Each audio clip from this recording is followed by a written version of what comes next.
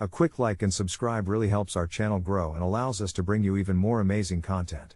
Thank you for your support. When my brother Joe asked me to co-sign for his car loan, I pictured his wide, pleading eyes, like when we were kids and he convinced me to sneak him extra cookies from the kitchen. It would have been the same this time, I told myself. I'd sign, and inevitably, I'd be stuck with the debt I couldn't afford. I said no. What unfolded was beyond anything I could have imagined. It started that night. As I drifted to sleep, a rhythmic tapping resonated from downstairs. Hearts pounding a synchronized beat, I crept down, expecting maybe a rat or a loose shutter flapping in the wind. There wasn't much to see in the glow of my phone flashlight, a mere flicker of movement in the shadows. The tapping persisted in the following days, growing louder, more insistent, like a sinister metronome tightening its grip on my sanity. I could almost hear Joe's voice, chastising me for denying him, but that was impossible. He hadn't spoken to me since our confrontation. Then the dreams began. In them, Joe's once familiar face was distorted, grotesque. He stood at the end of my bed, whispering accusations of betrayal. His words dripped with venom, each syllable sinking into my mind like daggers, making sleep an unbearable ordeal. "You locked me out," he would hiss. "Rejected me, left me stranded." I woke gasping, heart racing each time. The fear lingered into the daylight, an unwelcome specter. I tried to brush it off, the stress was getting to me, surely. But the nightmares were only the beginning. Physical manifestations followed, like my own rendition of a cursed tale. My reflections in mirrors appeared warped, showing a face that wasn't quite mine. The sound of phantom footsteps echoed through the hallway late in the evening. Electrical devices flickered and fizzled in my presence, and the light bulbs exploded inexplicably, plunging the house into oppressive darkness.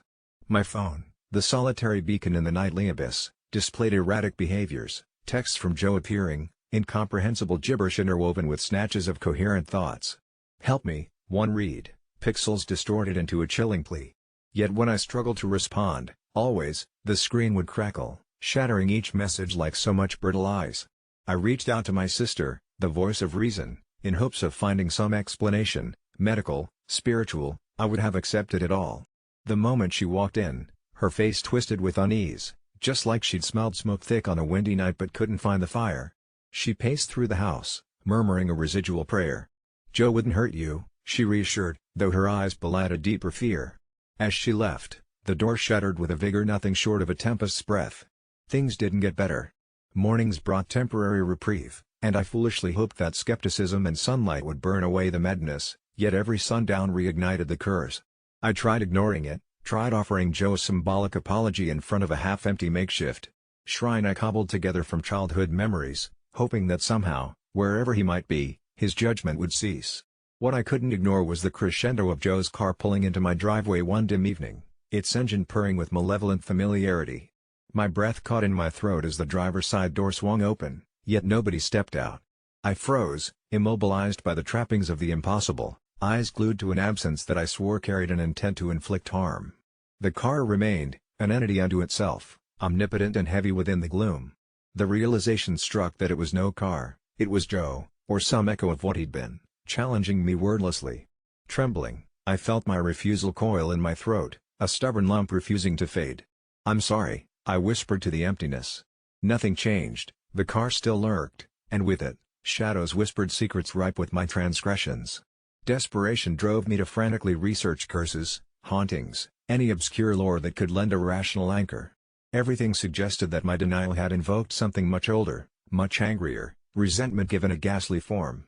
One entry stood out, detailing an ancient ritual to atone, a far-fetched solution yet, possibly my only hope.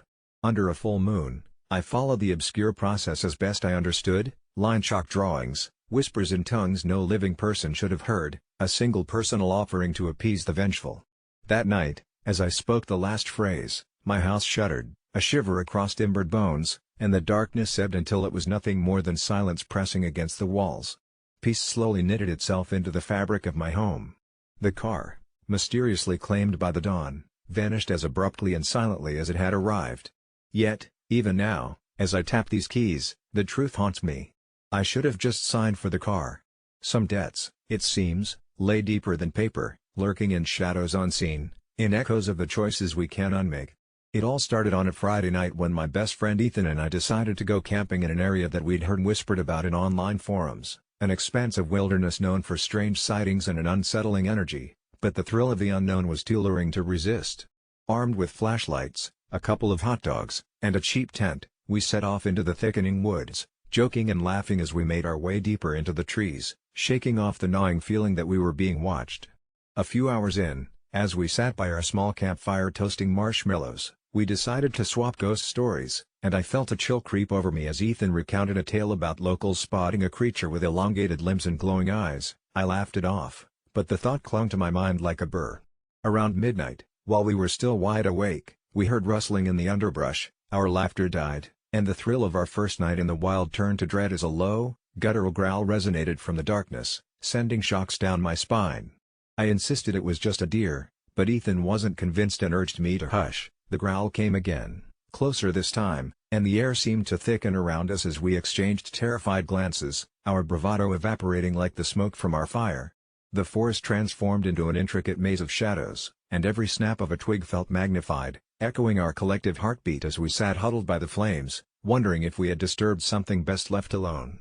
Just as we decided to retreat into the tent, something lunged out from the darkness beyond the firelight, a massive shadow darting on all fours. It moved with a fluidity that wasn't natural, and the moon overhead caught a glimpse of something jagged and humanoid, though its form was utterly wrong. We scrambled back, hearts racing, as it dashed back into the cover of the trees, leaving a chilling silence in its wake, our bravado reduced to hushed whispers about what just happened. Ethan wanted to pack up and go home, but part of me was still consumed with curiosity. What if this figure was just an animal, an oversized raccoon perhaps? My bravery faltered, but I calmed Ethan down, assuring him it couldn't be anything too dangerous. As the night wore on, our restlessness turned to reckless thinking. Foolishly, we decided to investigate, fueled by adrenaline and curiosity. Armed with our phones' flashlights, we ventured into the darkness beyond the firelight, leaving the warm crackle of the flames behind for the biting chill of the night. We called out, taunting whatever lurked in the periphery, daring it to show itself. Our voices reverberated through the trees until an unearthly howl shattered the stillness, a wail that felt primal, almost angry, and froze us in our tracks.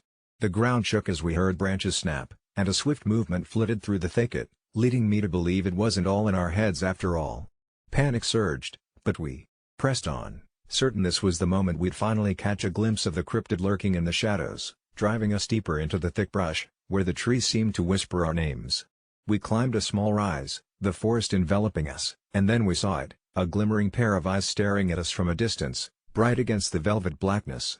Time slowed as we stood frozen. There was no denying what was before us, a creature smeared with darkness, almost humanoid but grotesquely contorted, its arms too long, its legs bent in unnatural angles. It tilted its head, detecting our presence, and in that moment, I felt my breath seize as fear overtook me. Together, we backed away slowly, not daring to turn our backs until a soft, almost melodic whisper emanated from the creature, luring us in. I clutched Ethan's arm, desperately trying to pull him away as fear sank its teeth deeper into my heart. We made a break for it. Every snap of a twig beneath our feet felt like thunder as we raced back to the tent, a sinister sense of urgency pushing us forward while the thought of what we had seen clawed at the back of my mind. I can still remember the way the moonlight spilled through the trees, revealing flashes of it following closely behind but never close enough to catch us. Once we dove into the tent, we frantically zipped it shut, our hearts pounding in unison as we listened to the chaos erupting outside. It circled our camp, growling and scratching at the fabric of our tent, sending my mind spiraling into raw panic. Ethan whispered that we needed to stay still and quiet, but all I could think about was the monster that had shown itself and what it might do if it broke in. The scratching finally faded, but the howls continued, echoing that eerie melody throughout the night as we held each other in a close embrace, clinging to the hope that the dawn would save us. As the sun broke the horizon, the howls ceased, and we emerged cautiously, breathless with horror, discovering multiple deep gouges in the earth where the creature had prowled. Our campfire lay smoldering, but the fear lingered in the air thick as a fog. As soon as we packed our things, trying to shake off the terrible memories and convince each other that we were both okay, we didn't speak of it again, just hurried back down the path like frightened children. But my curiosity still nagged at me, the need for closure remained, and weeks later, when Ethan backed away from the conversation as if it had never happened, I embarked on a different kind of adventure, poring over research into legends and folklore around the area. What I found shook me, Reports of an entity whispered of in fragments, an ancient being that lured the unwary deep into the woods, tales of shadowy figures that led lost souls astray, stories of eyes in the dark. I tuned into forums of those who had disappeared in that vicinity and read experiences eerily similar to our own, coupled with the knowledge that some who ventured into the depths never returned at all. After nights of restless digging, I decided I needed to return, dragging Ethan back into those woods. But when I mentioned it, he turned as pale as ash, murmuring that some things are better left undisturbed. Desperation crept in as I tried to convince him it was just paranoia, yet even I felt the weight of something closely watching even still. We argued. I couldn't let it go. I needed answers, but deep down, I feared my pursuit might lead us back into that nightmare. Now, I'm left here, alone in the dark, writing this down, every detail lingering in my mind, hoping that someone out there can help make sense of it all. Did we experience a cryptid? Did we unleash something that night? If you find yourselves in those woods, even in the light, remember my warning: don't follow the whispers, the forest speaks the truth, and not all who venture in ever come out the same. When I found out my wife was pregnant, I felt a rush of joy that quickly spiraled into overwhelming anxiety about how to be a good father, but that was nothing compared to the dread of planning her baby shower under my mother-in-law's watchful eye. As the day approached, I tried to stay out of the way, letting my wife and her mother make the decisions. But every time I stepped into the living room to check the decorations, I could feel my skin crawl at the sight of my mother-in-law, Susan, meticulously arranging gifts with a smug smile etched across her face. She was one of those control freaks who believed her way was the only way, and I started to worry that she would hijack the whole celebration with her overbearing presence. It turned from excitement to a stomach-churning tension, and on the day of the shower, I could hardly breathe under the weight of anticipation. Guests arrived, and the atmosphere was tinged with the scent of lavender and vanilla. My wife looked radiant, glowing with joy as she welcomed her friends, and I silently vowed to make this day special for her. But Susan was relentless, moving through the crowd, issuing orders disguised as suggestions, and adjusting everything from the seating arrangements to the punch recipe. I could feel my patience wear thin as she critiqued the decorations, calling them childish and not suitable for our family legacy. I bit down on my tongue as I watched my wife's smile falter, and a fuse inside me began to spark. All of a sudden, I was standing next to Susan, who was fussing over the gift table, oblivious to the tension brewing within me. "Maybe if you'd let me take care of it, it would be done right," she said, her tone dripping with condescension as she glanced at me. Something snapped, and before I realized what I was doing, I yelled, "Why don't you take your controlling personality and go home?" The room silenced, as the laughter and chatter faded into an uncomfortable hush. My heart pounded as I saw my wife's eyes widen in shock. Susan's face twisted with anger, and she opened her mouth to retort, but I continued. "You're ruining this for her.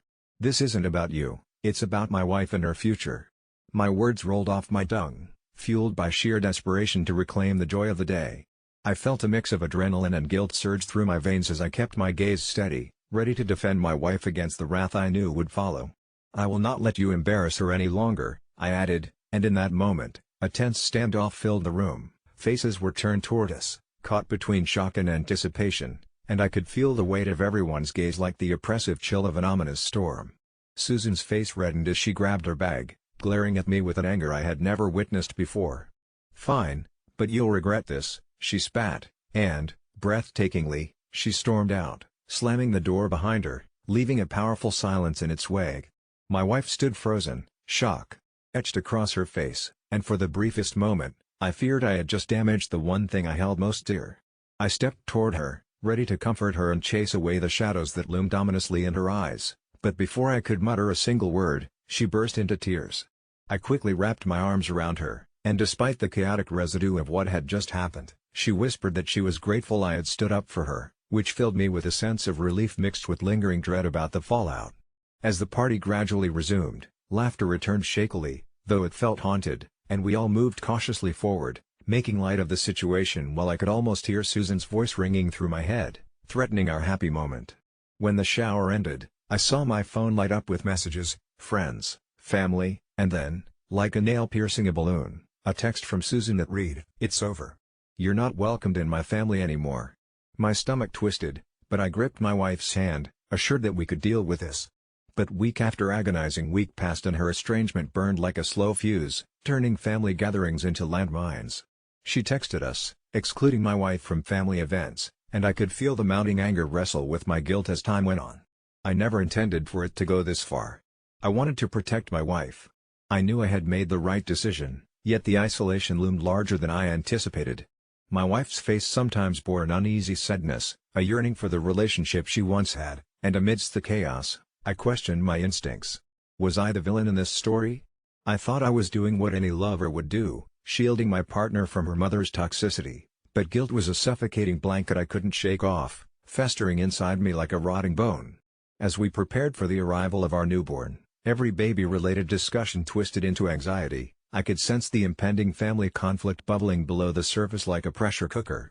The day we next saw Susan was in the hospital, where I had insisted we keep things private, but when she found out we'd decided to go with a home birth, she barged in as if my wife and I were simply children playing house. I sat there, waiting outside the delivery room as she pushed the door open, and the moment I saw her face, a silence fell. My hands balled into fists. I knew she wouldn't let this one go without sparking a scene. "You think you can just deny me my right to be a grandmother?" she shouted, her voice fierce as thunder, but in those shadows of the hallway, something shifted in my wife. Though she was exhausted, something ignited in her, a fierce light I hadn't seen in weeks.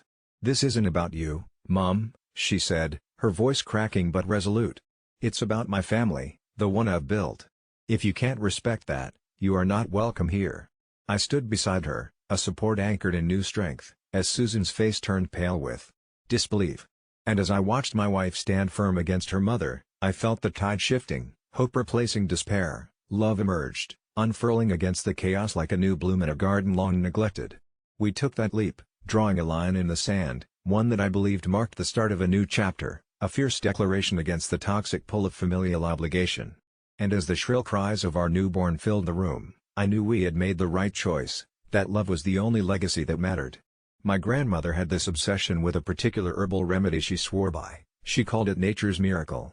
She would go on about it incessantly, claiming it could cure anything from the common cold to chronic depression, and I grew up watching her faithfully take her tiny vials of dark liquid every morning.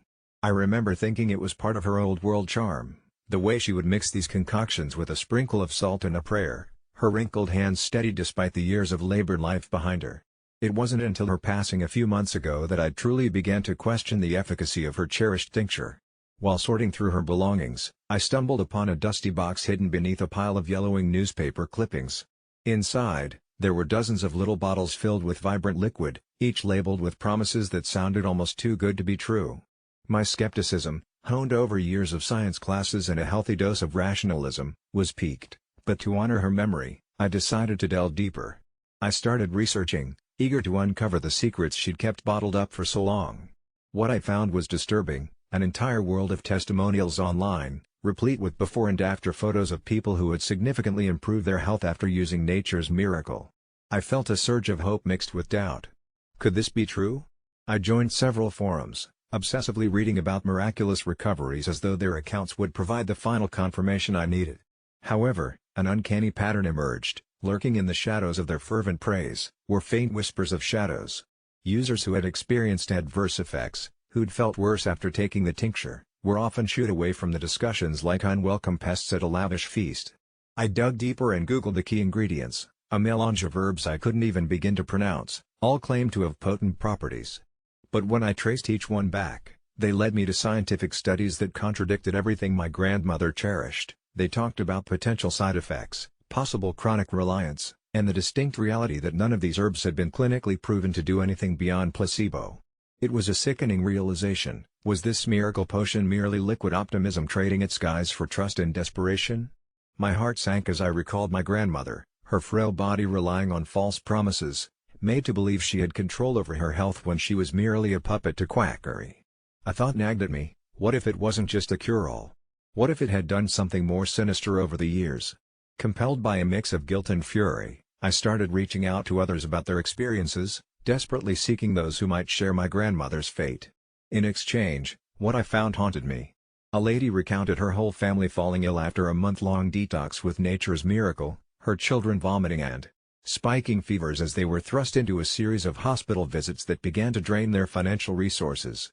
Another man spoke of the day he discovered his late mother's stash in the attic, all the while knowing she'd had an unexplained illness that had worsened after years of consuming all those colored vials. One documented case of young chaos and misery linked to this so-called elixir after the next. But nobody seemed to care. Their stories floated in the ether of the internet, dismissed just like those few negative testimonials from the fervent believers online. I felt trapped.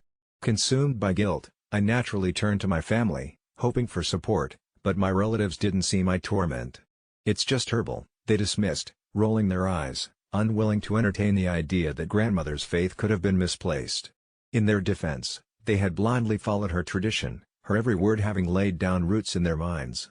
I soon realized it wasn't only my grandmother and her health, it was my entire family wrapped tightly in a cocoon made of hope and ignorance.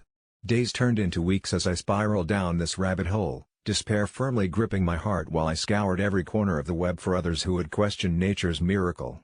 The deeper I went, the more paranoid I became. It seemed every mention of the product spawned legions of advocates warning against a conspiracy to suppress its benefits. I even tried to confront one unwavering devotee, but they followed me online, commenting on my posts, claiming I was following an agenda to disgrace something they believed could heal. Sleep became a distant memory, my nights filled with anxiety and the overwhelming sense that I was staring into a void of swirling nonsense. Then, one dark evening, after another fitful day of unearthing discomforting truths hidden beneath the deceptive layers of wellness, I stumbled across a secret thread on a neglected forum. It was filled with aggressive rants about the witch hunt against the tincture, and amid the chaos, someone claimed to have obtained lab results from an independent test. They had supposedly found traces of a dangerously potent hallucinogen mixed in with everything else. I felt the walls close in as I read, a wave of nausea washed over me, knowing this might explain the bizarre tales of delusion and dependency surrounding the remedy. But rather than elation, I felt desolation seep in. What was I even doing? I had dug my own grave, consuming my days with hopelessness, all the while losing touch with the very people I had fought to protect. I needed to find some closure, to put this madness behind me. So I turned back to my family, who had moved on from the solemnity of Grandma's passing. A family party was scheduled to honor the love she had instilled in them. As I stood in the corner, bitter and resigned, the want for acceptance burned fiercely within.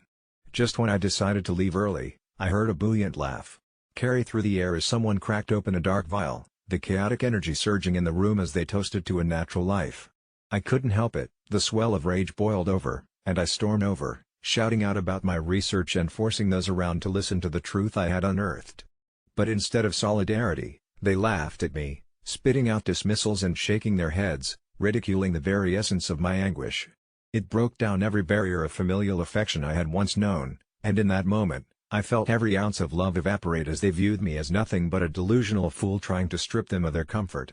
The ghosts of my grandmother's belief loomed large overhead as I dashed out on that cold night, shivering in my own agony while hoping to find some clarity amid the chaos. There was no saving them from the allure of their snake oil.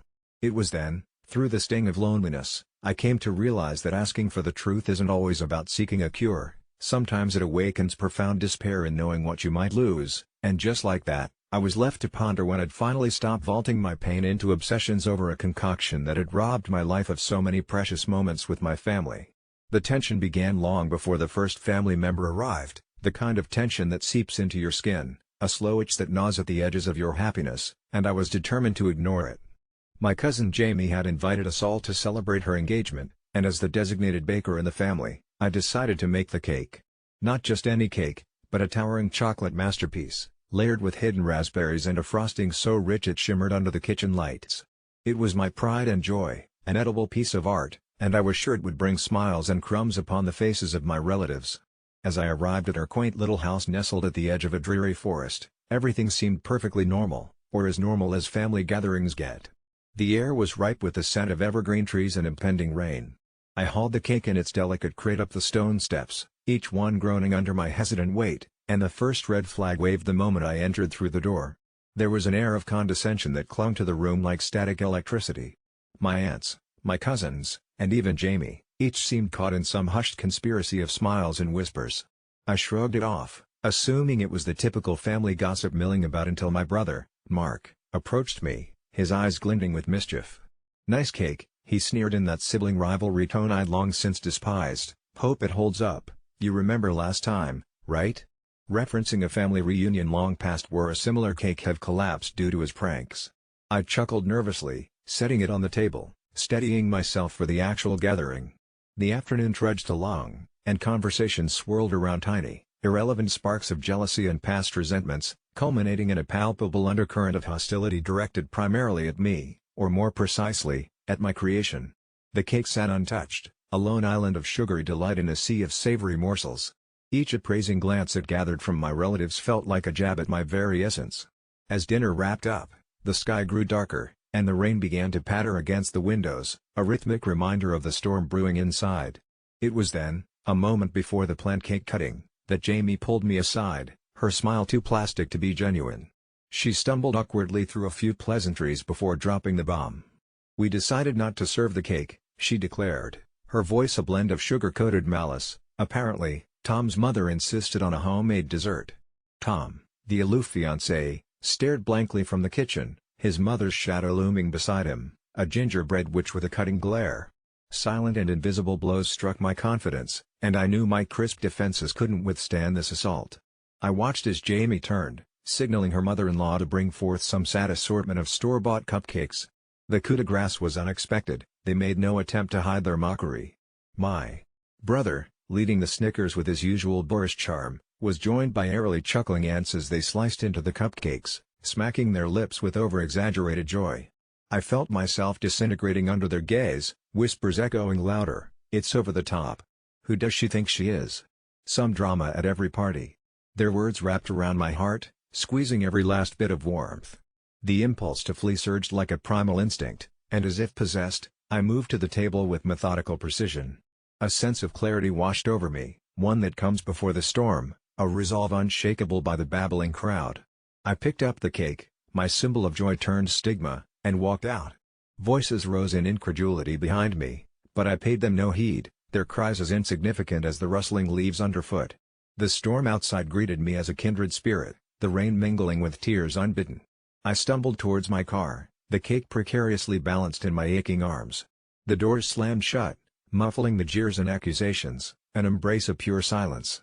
I drove, hands shaking, the road a ribbon unfolding, leading me away from that den of wolves. Disbelief twisted with solitude, and somewhere amidst that rainy night ride, reality took on the guise of nightmare. My eyes, blurry with rain or maybe tears, caught fleeting glimpses of white figures flitting through the forest lining the road. Ghostly shadows skittered between trunks, their forms long and spider-like, twisting the peaceful woods into something unnatural. I felt their eyes on me, hungry, probing, as if the forest itself had turned against me for my audacious escape. Just ahead, an ancient sign partially swallowed by the overgrowth emerged, a solitary warning, "Turn back." Yet I couldn't stop. I wouldn't. I had left the gathering with more than just a cake, I had unearthed something deeper, something more sinister hidden among my family. What if this was the price? To always carry the peculiar isolation, never completely belonging? As the car grumbled down the winding path, I realized the forest seemed alive with whispers, each droplet of rain tapping out a melody only I could hear. The figures drew closer, their forms gaining mass and purpose. They beckoned. I pressed harder on the gas, a feeble attempt to escape both my past and the peculiar darkness lapping at my heels. At last, the road opened, surrendering its grasp to the quaint outline of a gas station drenched in the glow of gaslight. It stood alone, an isolated pocket of reality, offering an unfamiliar relief. Pulling into its lot, I breathed deeply, clutching the cake as if it were an anchor. Inside the dimly lit restroom, I removed the box's lid. The masterpiece remained untarnished, a reflection of resilience. I marveled at it amidst the tiles and the fluorescent hum. The cake's opulence brought a hopeful thought, maybe it wasn't about the celebration, but the act of creation itself. And as I left the gas station, dissolving back into the inky night, the forest revealed its secret. It wasn't hollow nor threatening, it whispered a kindness, a reminder that sometimes leaving means surviving. The cake stayed with me, every bit as sweet and defiant. The real journey was in admitting that the past wouldn't destroy me. I've been married for 10 years, and through all our shared memories and laughter, there's one secret lurking behind the curtains of our love, a truth so monstrous that I can't bear to tell my husband, Derek, nor can I banish it from my mind. When we exchanged vows, everything felt perfect, but I found myself keeping a piece of myself hidden, buried beneath layers of reassurance and borrowed smiles. It began one rainy afternoon when I got lost exploring some old antique shop, the kind that smells of mildew and history, and there, on a dusty shelf, lay an ornate, silver locket. Inside was an inscription that read, "To love is to fear." Something about that phrase struck deep, and as I slipped it into my pocket, a chill spiraled up my spine. When I got home that evening, I found Derek waiting on the porch, cozy and inviting, and I convinced myself there was no harm in tucking the locket away, a secret just for me, until the day everything changed. It started with the nightmares. They were ordinary at first, strange shadows creeping in the corners of my mind, but soon escalated into terrifying encounters with figures whose features were blurred, their voices a cacophony of hushed threats. I'd wake up gasping, the oppressive weight of something I couldn't name pressing against my chest, and each morning, I'd stumble into the living room, feigning normalcy because how could I burden Derek with these phantoms that seemed hell-bent on consuming me? I brushed it all aside until one fateful night when he took my hand, staring into my eyes with an intensity that felt both comforting and unsettling. "What's going on with you?" he asked, the kind of question that made my heart race with the weight of what I was hiding. I wanted to scream about the entity, the feeling of being watched, the sensation that someone, or something, was living inside the mirror, reflecting all my darkest fears and whispering promises of a reckoning, but I didn't.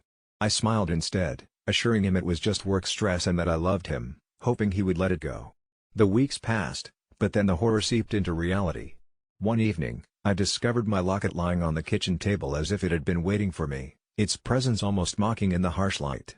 I pocketed it without thinking, the nocturnal terror had beaten me into submission. But that night, Derek woke up, his breath uneven, and whispered words that made my blood run cold. "It came to me too," he said, his eyes wide, flailing in some desperate panic. "I saw it in the mirror. It wants us." The moment he uttered those words, every hair on my body stood on end.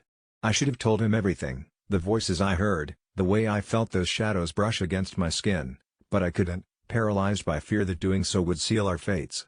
I needed to keep my husband safe, needed to protect him from what lingered in the boundary between dreams and waking life. But the nightmares grew stronger, the whispers louder, until, one evening, I caught Derek speaking to the mirror, his reflection wearing a twisted grin that didn't belong to him. "We should listen," he said, his voice smooth and enticing, a not echo that didn't sound quite right. My heart sank as I called out to him, my knees shaking. "Derek, please don't." He turned slowly, eyes glazed, as if a curtain of shadows had draped over his mind, and in that moment, I knew the darkness was claiming him too. Desperation took hold of me. I disregarded the danger and reached for the locket, my fingers trembling as I opened it, its inscription now a cruel reminder of my fear. I could no longer keep silent, I had to compel him back. "We need to fight this, Derek," I shouted, hoping to pierce through the veil of whatever had ensnared him. But he only chuckled, the sound chilling me to the bone. "Fight? It's too late for that." I didn't know how, but I could feel him slipping away, and then he turned back to the mirror, entranced as haunting whispers filled the room, each one twisting deeper into my soul. My scream echoed through our home, a visceral plea to bring him back. Meanwhile, the ancient words dripped from the darkness, hollow and haunting, suggesting we join them in a world where fear and pain ruled, where the act of loving meant surrendering our essence to something greater. My knees buckled as I felt the mirror's allure pulling me in, and I wanted to run but felt anchored, a puppeteer caught in the strings of despair. I clutched the locket tighter, desperately recalling all the times my heart had fluttered with joy, the memories that had sewn us together, and only then did the reality of my choices collide with my body like a freight train. In that chaotic moment, I understood the gravity of my secret, the harrowing truth that I couldn't escape the darkness that I had conjured, the part of me I had feared all along. As Derek stepped closer to the glass, a hunger in his gaze, I knew I had to take a stand. This couldn't be the end, not like this. With every ounce of strength, I hurled the locket against the mirror, watching it explode into shards, each piece embodying my sorrows, my regrets, and my desperate hope for light. The moment the locket shattered, a flood of energy surged through the room. Derek faltered, his connection to the entity severed as he blinked back to reality, confusion replacing arrogance. I seized the moment, rushing into his arms as the reflection behind him writhed and contorted, screeching with fury. "We'll figure this out together," I cried amidst the cacophony of shattering glass, clinging to the remnants of our love, knowing the battles ahead would be treacherous, fraught with the ever-looming presence of whispers from the shadows, but that we were in this fight together. What I couldn't tell him, what I wished I could speak without fear, was that our love had always had the power to conquer even the deepest horrors, and together, no matter how dark our nightmares became, we would always fight for each other, bound by a love stronger than the abyss threatening to consume us. I work in an office that's exactly as you'd expect, cubicles, a break room with sad snacks, and the faint hum of fluorescent lights that buzz in harmony with the droning complaints of deadlines and projects. Honestly, it wasn't hard for me to become the designated outsider, but that's fine. I've always preferred solitude to social interaction. So, when my coworker, Rachel, invited everyone to her birthday party at her house, I politely declined, dreading the very idea of mingling and pretending to have a good time. Not that I didn't like Rachel, she was kind and bubbly, but everyone knows that parties are just awkward small talk contests, and I wasn't interested in losing. The day after the party, I thought I was in the clear until I stumbled upon a post on AITA, "Am I the asshole?" detailing Rachel's fury over my absence, claiming that someone missing her birthday was the ultimate insult, as though I'd spat in her cake. Intrigued, I clicked on the thread, curious to see how far this had gone, and what I found made my stomach twist. Apparently, I was the top contender for AITA of the year, with everyone from coworkers to internet strangers calling me names I'd only heard whispered in the break room. I found myself the subject of unrestrained judgment as they picked apart my refusal like vultures on a carcass. One comment read, "Honestly, who doesn't go to their coworker's party? It's just a few hours of forced fun." I rolled my eyes. Clearly, this stranger had no idea how exhausting social interaction could be. But what unnerved me was the sheer vitriol laced through their words. Rachel had painted me as a villain, a heartless specter haunting the celebratory joy of her birthday, and it was absurd. I could almost hear her venomous whispers behind every keystroke, the quiet malice coating her words. I tried to justify myself. I worked hard, kept my head down, and brought donuts for the team every Friday. That should count for something, right? But by mid-afternoon, the insistent ping of notifications began to suffocate any remaining sense of clarity.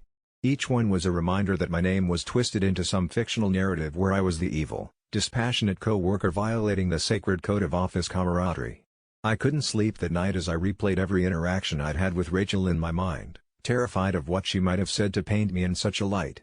I remember every genuine smile I'd offered her, every casual chat about the latest office drama, and the way she'd laugh raucously as if we were lifelong friends. I wanted to dive back into the comments section and defend myself, but my terror kept my fingers frozen above the keyboard. Was I really that much of an asshole? Then I began to wonder if this was all Rachel's plan, an elaborate scheme to ostracize me, a plot twist worthy of a psychological thriller. The thought nagged at me, burning through my insides. The next day, I arrived at work, and the air in the office felt different, a churning sea of whispers and side glances, colleagues shifting uncomfortably when I passed by, as if I were the specter of some deep-seated office betrayal.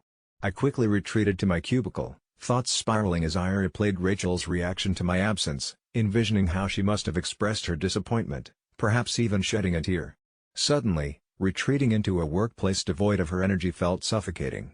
I glanced around nervously, where like sheep, most avoided my gaze, and before I knew it, the break room door swung open, and there she was, Rachel, as bright and vibrant as ever, practically radiating an energy that almost felt palpable. But today, her smile was different, there was something predatory lurking behind it, and it made my heart race in a way that felt dangerously unfamiliar. "Hey you," she called, approaching my desk with a lightness that felt sickening. "I missed you at my party. Everyone was talking about it." She leaned closer, her voice lowering conspiratorially, weaving a tapestry of conspiracies and assumptions that made my skin crawl when she said, "Even Kevin was shocked. He said he thought you were, above those kinds of things." The way she said those kinds of things chilled me, each word laced with a hidden depth of meaning. "Did you catch the post online?" I tried to shrug it off, feigning casualness while a million thoughts ricocheted through my mind, unsure whether I was the audience or the prey. As she continued to talk, I felt trapped, like an animal caught in a snare, unable to escape the clutches of her charisma, far too late to turn back. Suddenly, a coworker hollered from the other side, echoing the very sentiments that made me squirm. "Hey! Aren't you the one who didn't go to the party?" The laughter erupted like a canister of soda shaken too violently, rattling my resolve.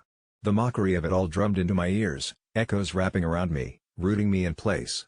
Rachel turned towards the voice, and for a brief moment, I saw it. Her expression flickered, a shadow passing over her features, almost like she was losing control of the narrative. But just as quickly, the flicker was gone. "Oh, don't worry about it," she chirped, though her voice felt sharper than before, underlined with a sinister edge. "It's just a Friday night. No big deal." Her smile was fixed, almost mechanical, and I couldn't shake the feeling that I was standing on the precipice of something far more visceral than a harmless office drama. As the days wore on, the laughter turned into whispers, turned into a cold wave of indifference or veiled hostility toward me, and every time Rachel's eyes caught mine, they sparkled with curious malice, as if I was part of some twisted game she was playing. My dread escalated, leaving me desperate for any semblance of normalcy, and all I could think about was how wrong it felt to allow her to dictate my worth based on a few social obligations. Yet as I sat at my desk, the shadows grew heavy, thickened by the reality that perhaps there was something unspoken beneath. A week later, I finally found the courage to confront her. I made my way to her desk, beads of sweat forming as Rachel sat, flanked by two other coworkers. They eyed me, and I knew this was a risky move, the final act of defiance against my fabricated villainy. "Rachel, can we talk?" I managed, my voice a shaky whisper laden with uncertainty. They all exchanged knowing glances, and for a moment, I felt like I was standing on trial before an audience of my peers, but Rachel waved her friends away, her eyes gleaming in delight, and I felt my pulse quicken.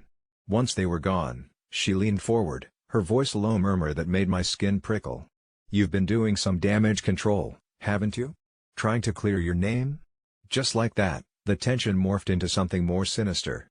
"Rachel, I'm not trying to damage anything, I stuttered, but she interrupted me, a cruel smile dancing on her lips. "It's too late for that. They love a good performance, but I don't think they're ever going to forget the story I spun." My heart thudded painfully in my chest at the realization that she reveled in this. She was the instigator, feeding off the chaos she'd created. It became clear, it wasn't about the party, it was about control, a game where my absence transformed into a means of power for her. I felt my world tilt and shift as she leaned back, a satisfied gleam in her eyes as if she were enjoying this dance we were performing. The ambient noise of the office faded away as my breath quickened. In that moment, I realized something terrifying. I wasn't the outsider here. I was her prey. I stumbled back to my cubicle, overwhelmed by sorrow and unshakable dread as the chorus of laughter crested for a crescendo, each note darkening my spirit. That night, the post on AITA was still up, and I couldn't resist the urge to read through the comments one last time. I felt drawn towards it, like a moth to the flame of public opinion. The thread had grown, the pro-Rachel army rallying around her like a flock of birds disturbed from their roost. They spoke of my supposed cowardice and my selfishness, and my heart sank further into my chest as I scrolled through their judgments, feeling every word hitting me like a whip. She had woven a beautiful, malevolent tapestry around my name, and the realization made my skin crawl. I suddenly understood this was more than just about her birthday party, this was about the haunting power of perception, of being cast in a role with no chance of escape. Days turned to weeks, and I felt her presence loom ever larger over my life, shadows pushing me deeper into solitude every evening after work. I became increasingly paranoid, the laughter that once felt innocuous turned dark and pointed, nightmarish and filled with disdain. Her aura felt suffocating, as though she had claimed ownership over my existence within that office, her very smile a weapon aimed at my soul. Then one evening, after yet another day of grim whispers, I received a message that made my heart sink. Rachel had a new plan. "We should have a reconciliation party. Let everyone see you're not the villain. How about it?" She proposed with a desperate enthusiasm that twisted a knife deep in my gut. I felt the world close around me, her words warping my reality.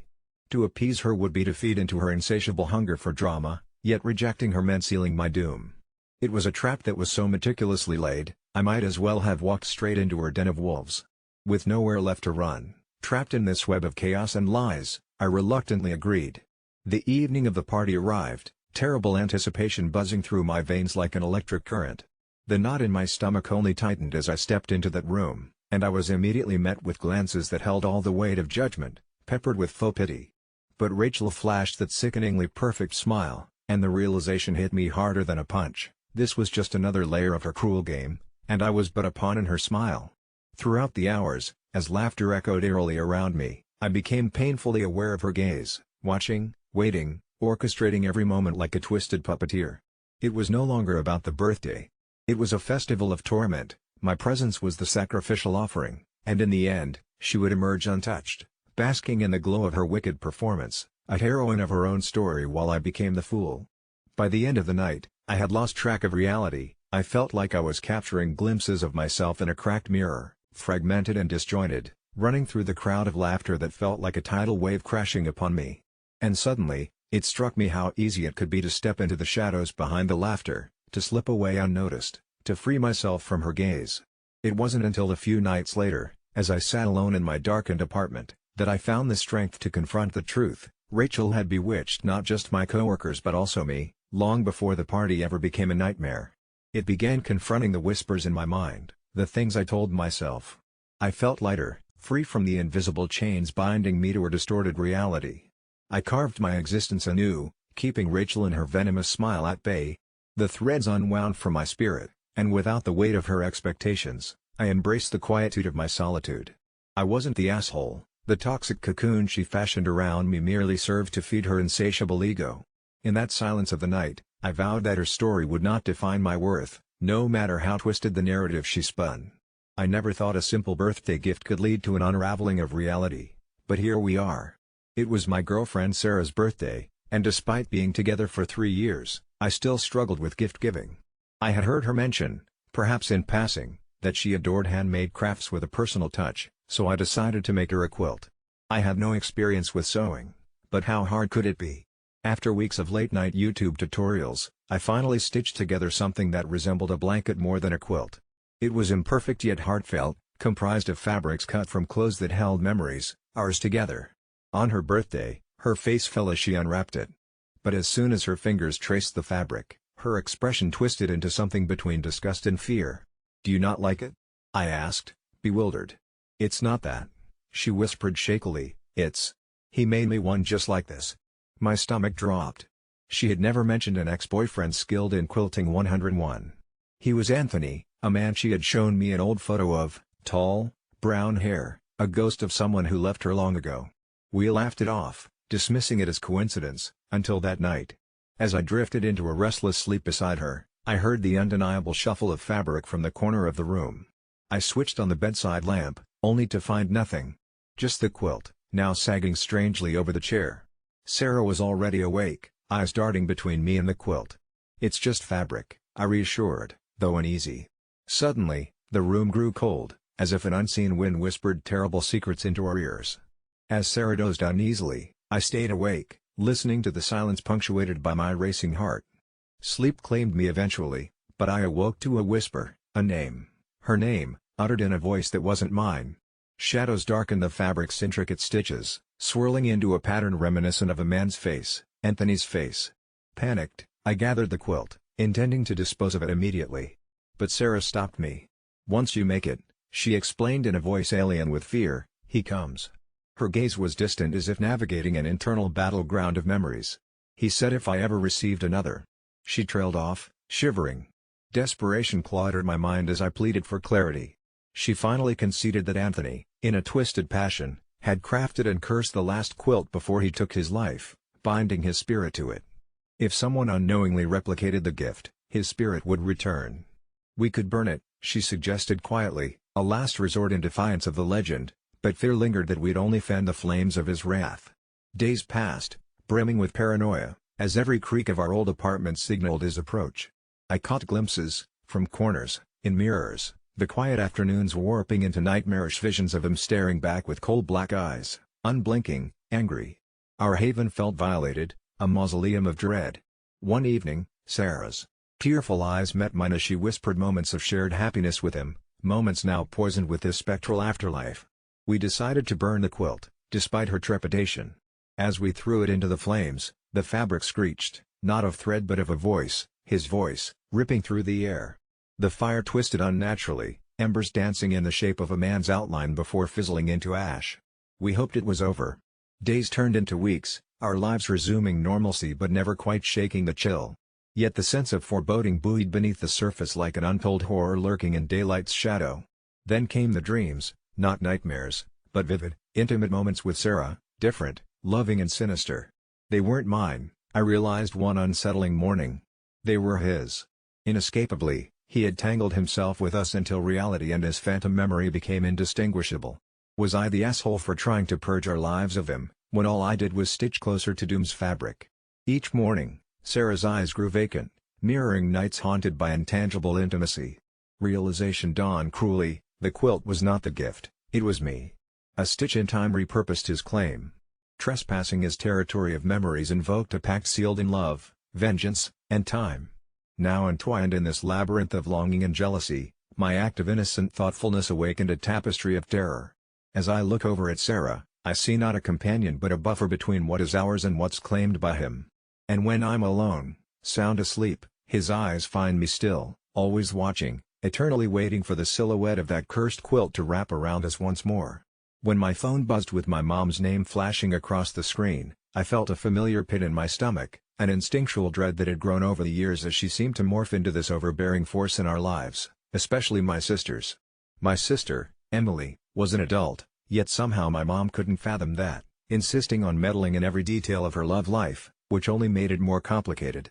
So, when my mom posed the question, AITA for not telling my mom to back off, I had to give a long pause.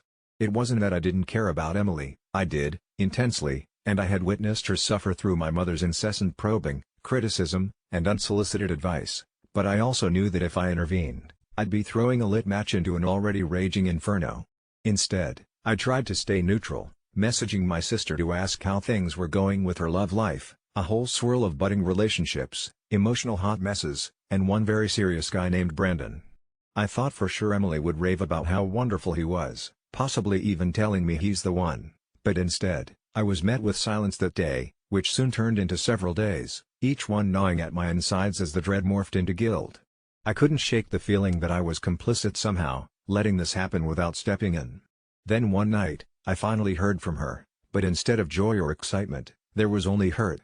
"Mom won't stop," Emily texted bitterly, "she keeps calling him too pushy and saying I deserve better." I tried to reassure her, at least validate her feelings, but the conversation spiraled. I laid my card on the table, admitting that I thought she should just have an honest talk with our mom. That was the wrong approach, because as soon as I mentioned the confrontation, Emily exploded, calling me an enabler, saying I was a coward for not standing up to our mother. I didn't sleep that night as a knot twisted in my gut. Was I really that big of a coward? The next day I decided I needed to confront my mom instead, thinking perhaps a little honesty would be the answer. I pulled her aside during lunch and tried to delicately approach the topic, explaining how Emily was feeling overwhelmed by the pressure. But to my utter shock, my mom's face darkened, her brows knit into a furious scowl. I hadn't seen her angry like that in years. "Emily doesn't know what's good for her," she snapped, her voice sharper than I remembered. When I was her age, I wasn't chasing after fools. I was taken aback by the venom in her words, wanting to understand, but instead, I felt the dread swelling again as she dug deeper into her tirade, insisting I should be grateful she was steering Emily clear of misfortune. I thought I'd managed to keep my voice calm, but when I finally said, "You can't control her love life, Mom," those words hung over us like a thundercloud. I underestimated how much those words would shatter the fragile illusion of our happy family. At first, it felt liberating to stand up to her, but then I was met with the cold walls of her disappointment. She turned her back on me, dismissing my words as childish, as if I'd just confessed I hadn't brushed my teeth in a decade. I felt hollow, as if I'd traded one nightmare for another. Days turned to weeks, and what followed was an eerie silence that settled over the house like a thick fog. Emily withdrew further, and our mom became more entrenched in her own view of the world, the air thick with unspoken conflict. I tried to reach out to Emily, who had broken things off with Brandon after a particularly bitter argument fueled by our mom's incessant interference, but every attempt felt like I was tiptoeing through a minefield of emotions erupting between us. Our family dinners grew quiet, no longer filled with laughter. Every glance exchanged was like a silent accusation. One evening, through exhausted tears, Emily finally threw her hands in the air, admitting that she felt trapped between us, that her happiness was abandoned in a flood of opinions. "I don't even know how to go back to who I was before Mom decided she knew better than I did," she cried, and the weight of those words crushed me. Just then, my phone buzzed again, this time a garbled message from our mom. "Can we talk?" I knew what was coming. My stomach twisted in anxiety as I found myself standing on the precipice of disaster. She waited through the door like she was getting ready to battle, and I braced myself against her anger. "Emily says you're upsetting her," she spat. "Are you going to take her side?" I felt the walls closing in, with the past few weeks exploding like a pressure cooker, and my voice wavered as I said, "Mom, we have to stop this." It wasn't enough, nothing was ever enough for her. The argument evolved into chaos, words volleys vomited like ink splatters on a page, and at the heart of it was the raw truth. I had let our family suffocate under disillusionment, and now, as our words echoed into a void, I realized I didn't just stand at the edge of our imploding family, I had run to the cliff and jumped. In that moment, As I stared into my mother's frustrated, horror-stricken eyes, I could see that I had unknowingly carved my own role as the antagonist, and with that realization, the finality of our newfound separation settled heavily in my chest. Each day transformed into a suffocating cycle of fractured relationships, and when the dust finally did settle months later, I was left with the gut-wrenching question, had I really not been the asshole for not standing up sooner, or was I, for not realizing sooner what the meddling truly cost us all?